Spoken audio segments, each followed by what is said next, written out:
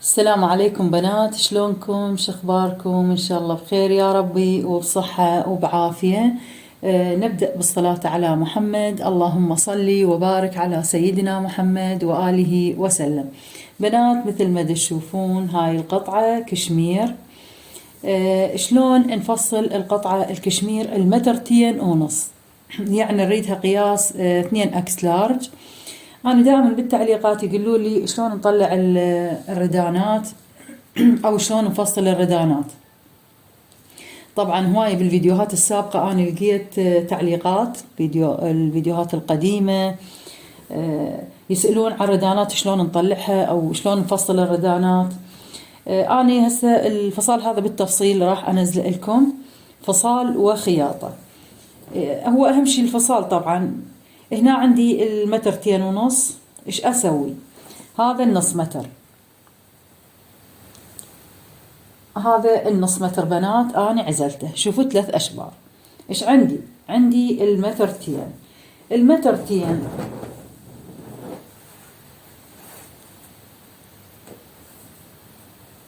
المترتين أول ما تقيسين عرض البدن، يعني عرض الدشداشة كلها، يعني المترتين لازم يكون كاملات من الأعلى للأسفل، يعني من الكتف لحد الذيال.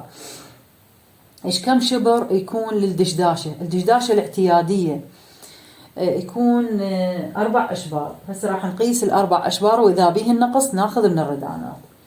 أول ما تقيسين شبر، شبرين، 3، 4. هنا 4 أشبار عندي الدشداشة كلش كامل العرض مالتها، يعني كلش كافي. هنا عندنا الردانات، نطبق الردانات ونشوف الردانات كاملة عندنا العرض مالتها. هنا عندي شبر وعندي 3 أصابع. الردانات هماتين بنات كلش كافي العرض مالتها. هنا انتهينا من عرض الدشداشة وعرض الردانات. إذا عندك القطعة يعني ما تكفي وقليلة، شو نسوي؟ إذا عندك أخذتي المترتين، يعني عندك مترتين وشوية، يعني لا ربع ولا نص، مرات يجي يعني نهاية الطول يجي شقد ما يكون القطعة مالتش، لكن هي تكفي دشداشة بكل الأحوال. شلون تكفي دشداشة؟ انت تقيسين ال4 أشبار كاملات. ايش يبقى عندك؟ يبقى عندك خلينا نقول شبر واحد. الشبر واحد ما كافي على عرض الردن، على المعصم كافي، لكن من الكتف من الأعلى يكون عندك نقص. شو تسوين؟ أهم شيء أنت تكملين ال4 أشبار البدن، تخلصين منه على صفحة وتقصين تفصلين الردانات. هذا الشبر يعني هو شبرين مطبوق. شو تسوين؟ تفصليهن وتكملين وتفصليهن. عندك النقص العرض من البقايا مالت الدشداشة، راح تكملين عرض الردن من منطقة الأبط. هنا كملت عندك الدشداشة كلش كاملة. وإذا الدشداشة نص ردن بعد أحسن، كلش كافي أصلا الردانات، لأن راح تاخذيها بالعرض بهالشكل، مو بالطول يعني على طول القطعة، لا تاخذيها بالعرض البقعة الوسطى، فراح يكون عندك كلش كافي عرض الردن، أو حتى ل3/4 هماتين تكون كلش كافية. هنا هسه بنات أخذنا العرض 4 أشبار مضبوط. راح نطبق ال4 أشبار 4 طبقات ونعوف نترك الردانات، هاي بعدين نفصلها. هنا بنات هسه راح أبدي أفصل. مثل ما تشوفون هاي تركتها للردانات المسافة اللي هي من جانب القطعة. بعدين أقصها على مود تشوفون شلون أطلع الردانات دائما تطلع من جانب القطعة مثل ما شرحت لكم ببداية الفيديو. هنا هسه راح نجي على القياسات مالت الدشداشة. القياسات بنات عندي 4 أصابع محيط الرقبة، 5 أصابع الكتف. أما عندي محيط الكتف كله شبر وأصبع. عندي نزلة الحفرة العفو مالت الردن شبر و5 أصابع. محيط الصدر شبر و3 أصابع. تنزلين فتر، وبعدين يجي هاي منطقة الخصر اللي هي شبر أو فتر. بالنسبة للقياس هذا قياس كامل. الطول مالت صحبة الدشداشة طول متوسط. القصة مالتها راح تكون تخصيرة، يعني تقريبا تشبه العدلة. العدلة نطلع بيها رأسا بالقص، تكون بهالمستوى هذا. أما التخصيرة راح تكون تخصيرة بهالشكل لحد الورك، وبعدين أطلع على حافة القطعة، يعني حافة القماش، على المود يكون عندي تخصيرة بهالشكل هذا. هسه نبدأ نفصل. أول ما نقص محيط الرقبة، أنا بالتفصال أقص محيط الرقبة قبل كل شيء. النزلة مالتها 3 بنات مثل ما تشوفون. هنا عندي حفرة الردن، إن شاء الله تكون القياسات واضحة، ولو القصة مو على إيدي بهالشكل هذا.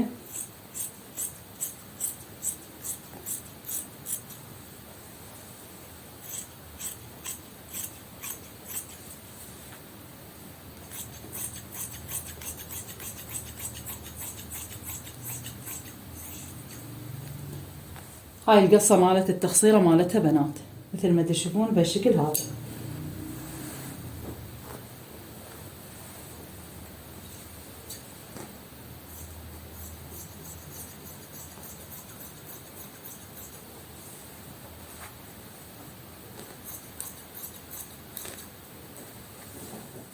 هاي فصلنا هسه الردانات بنات، وراح افتح هاي الجهة المسدودة.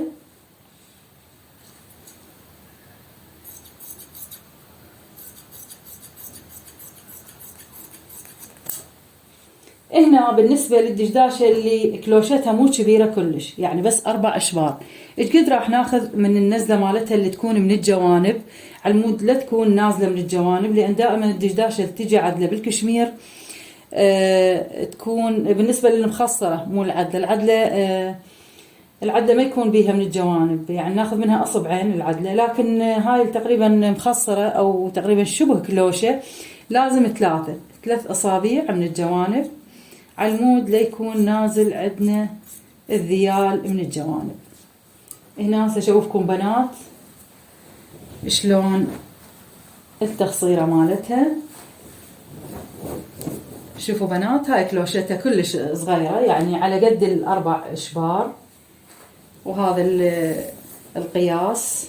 شوفوا بنات بهالشكل هذا، قياسه كلش مناسب. صاحبة الدشداشة أكسيال لارج، قياسه كلش حلو ومرتب، فصال بسيط.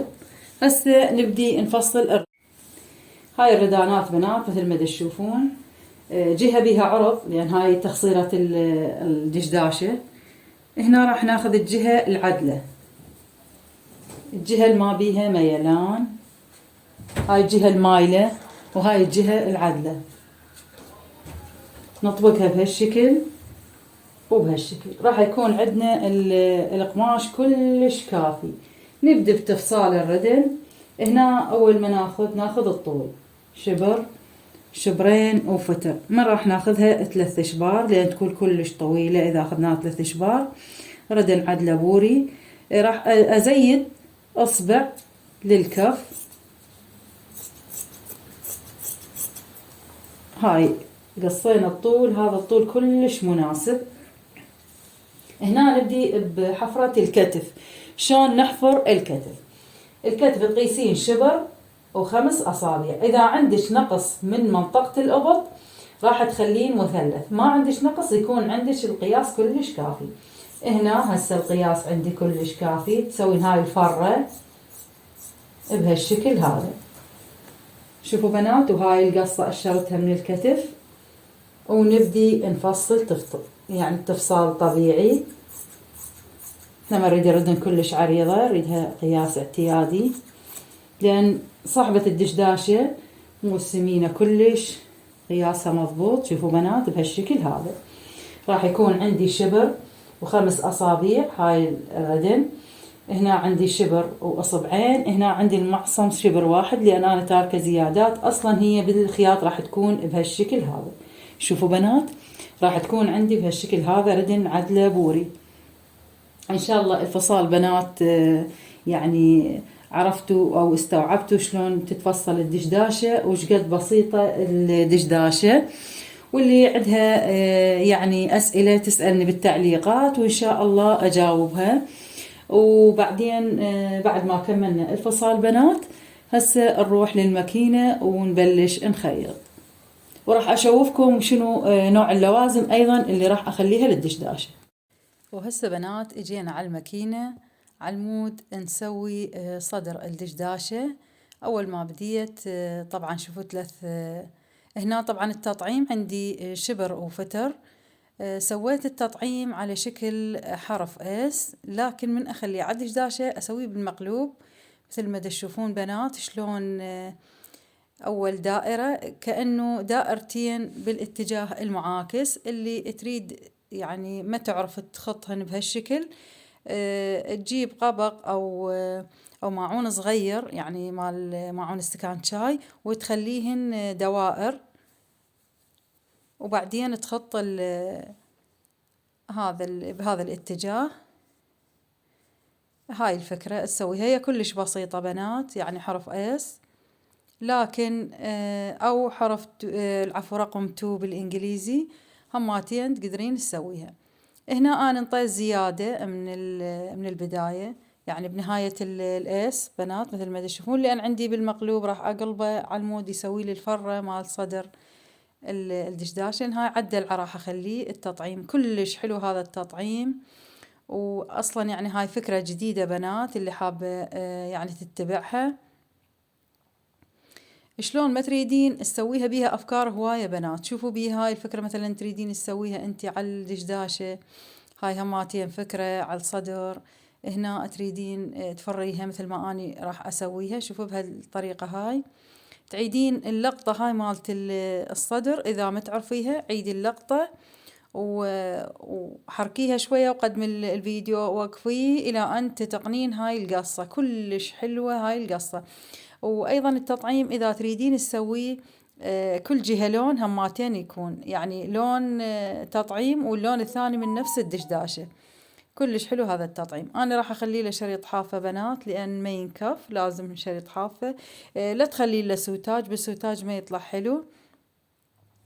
أيضا نفس الفكرة أسويها بأصغر، يعني حجم أصغر، تتخلى على الردانات. أنا ما راح أخلي على الردانات، لأن هاي الزبونة أرادت التطعيم بالصدر، واختارت اللون الماروني اللي يكون بالنقشة مالت الدشداشة. شوفوا بنات بيها لون ماروني، هماتين هي اللي اختارت التطعيم. كلش حلو هاي الفكرة، وفكرة يعني جديدة بالخياط. إن شاء الله تعجبكم بنات وتستفادون من هاي الفكرة بنات. بهالشكل هذا تنحط. شوفوا بنات عندي القصة أنزلها على المود يحل محلها التطعيم، يعني مود العصير، قصة التفاحة. هنا بنات بديت أخلي شريط الحافة على الجوانب.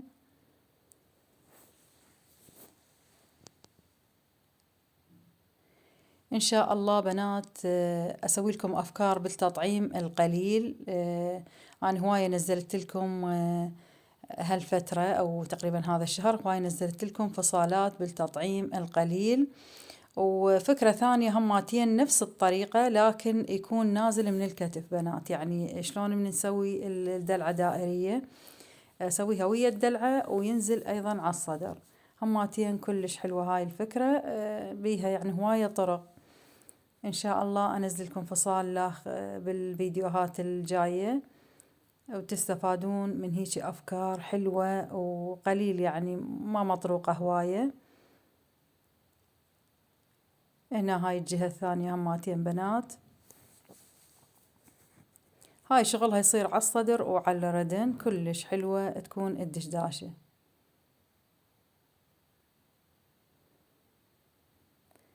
شوفوا انتو الألوان اللي تصير بالدشداشة، ويعني لونه من ألوان الدشداشة هماتين كلش حلوة تصير.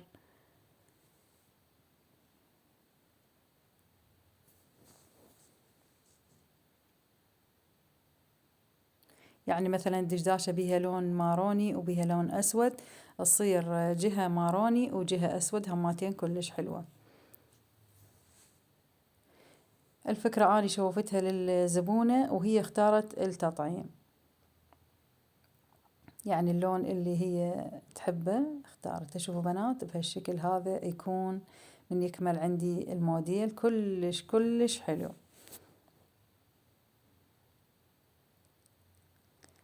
هنا غلفت الدلعة بشريط الحافة.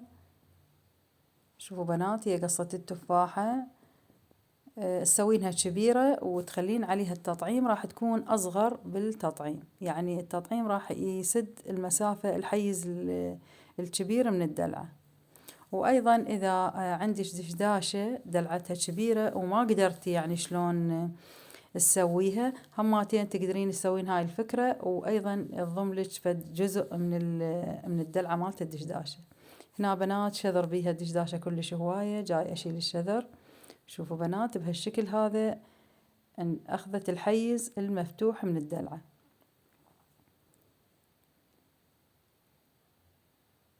هاي فكرة بالخياط، وفكرة أيضا تصلحين بيها الدشاديش اللي تكون الدلعة مالتهن واسعة وتحيرين شلون تصغرين الدلعة. انت ما تسوينها أطول بالنسبة للنزلة مالتها، تسوين مجرد هاي إذا عندك دشداشة معيوبة تسوين أول دائرة، يعني السبعة الفوق والدائرة الثانية، العفو الأولى. هنا جاي أشيل الشذر بنات لأن أخاف على الإبرة مالت الماكينة تنكسر وتأثر على المشط. طريقتها كلش سهلة، إذا ما تقدرين تسويها مثلي دنبسيها بالدنابيس وبعدين امشي عليها بالماكينة، أو خيطيها بالإبرة هيك خياط خفيف وبعدين خيطيها بالماكينة وبعدين سحبي خيط الإبرة، هماتين تصير بكل سهولة. ثبتتها من كل الجوانب. شوفوا بنات بالشكل هذا. إن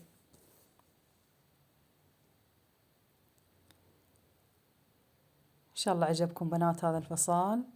شوفوا شقد حلو شقد أنيق، وراح أخلي لها كركوشة بنات هماتين، راح أضيف للكركوشة خرز وأخليها. هنا عندي محيط الرقبة، طبعا هاي الدشداشة نزلتها لكم بكل تفاصيلها بنات.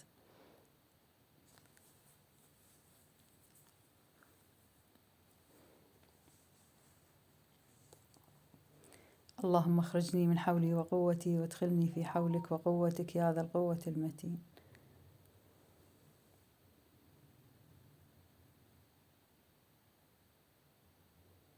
إن شاء الله أنزلكم كل الفصالات الجديدة وفصالات حلوة تستفادون من عدها.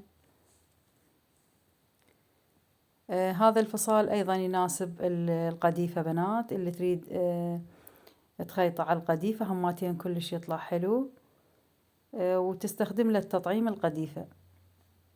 يصير مثلا الجيوب إذا تخلي لها جيوب تطعم من نفس التطعيم اللي بالصدر، وعرض نفس التطعيم، تصير الدشداشة تجنن كلش حلوة.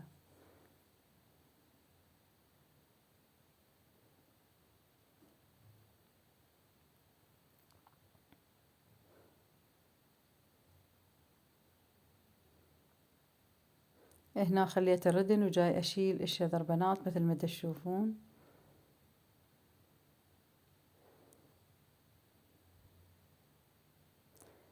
خلاص عندي المكوك بنات وبديت أخلي مكوك جديد.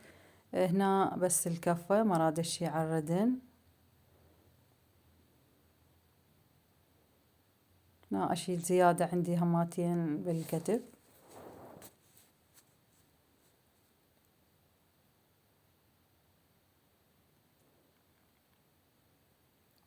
وهنا كملت عندي بنات الدشداشة وجاي أسدها من الجوانب. إن شاء الله استفاديتوا بنات من هذا الفصال وتطبقوه على الدشاديش مالتكم الصيفي والشتوي. هذا الفصال يناسب كل الأقمشة، لا تتقيدون بنوعية واحدة من القماش، أي قماش عندكم يصير هذا الفصال بنات.